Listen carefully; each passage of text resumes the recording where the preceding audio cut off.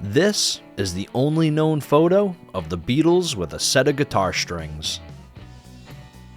Taken on February 19th, 1965, during the recording sessions for You Gonna Lose That Girl. This photo shows an open box of strings sitting on a piano chair with a pair of wire cutters right next to it.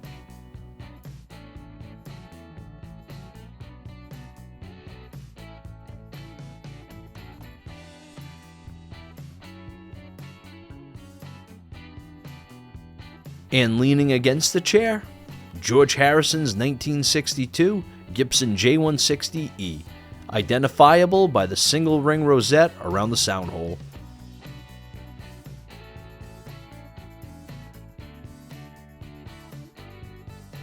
What's so important about this?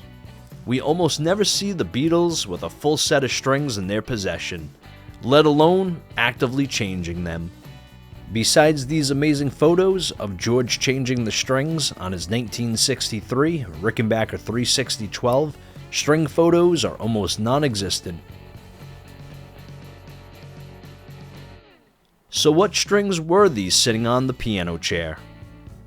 There were a few companies in the 50s and the 60s that sold strings in two-piece boxes just like this.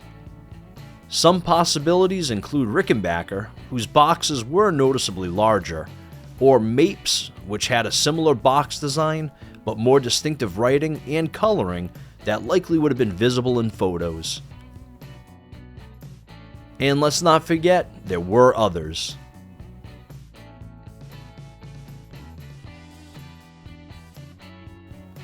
But the strongest candidate? 1950s Gibson strings. Gibson string boxes were a solid darker orange color with just black writing on the top. In certain lighting, that orange would appear darker.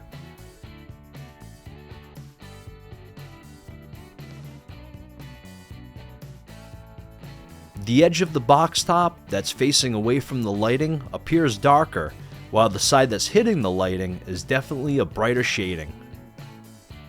This leads me to believe they were Gibson strings. The thin profile of the box pictured also helps narrow down the search and points us closer to Gibson.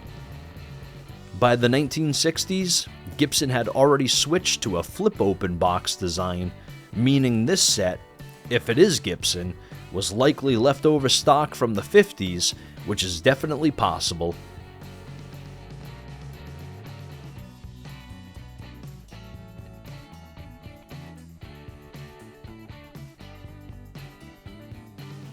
And let's not overlook the wire cutters. The fact that they were sitting right next to the box suggests that someone, maybe George or Mal Evans, was actively restringing a guitar when this photo was taken. So were these strings actually put on George's J160E that day? We can't say for sure, but this rare glimpse into the Beatles' gear gives us another small piece of the puzzle when it comes to what they were using behind the scenes.